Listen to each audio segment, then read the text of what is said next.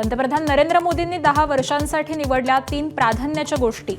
संरचनात्मक सुधारणा, सखोल संशोधन आणि सोपं प्रशासनावरती भर देणार. पीटीआयच्या मुलाखतीत मोदींनी व्यक्त केली अनेक मुद्द्यांवर मतं.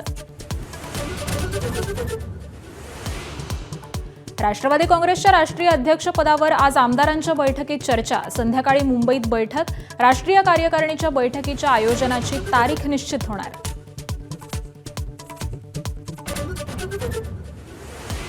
भिवंडी महापौर पदासाठी अर्ज भरण्याचा अखेरचा दिवस. भाजप, शिवसेना, काँग्रेस तीनही पक्ष अर्ज भरण्याच्या तयारीत.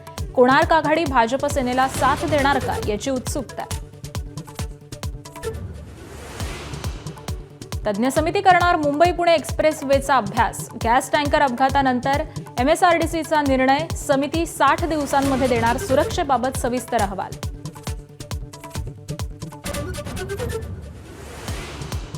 भंडारा जिल्ह्यातील लाखांदूरमध्ये कोट्यवधींची शासकीय इमारत पडली धूळ खात. वर्षभरापासून रखडलं लोकार्पण. नागरिकांचा संताप.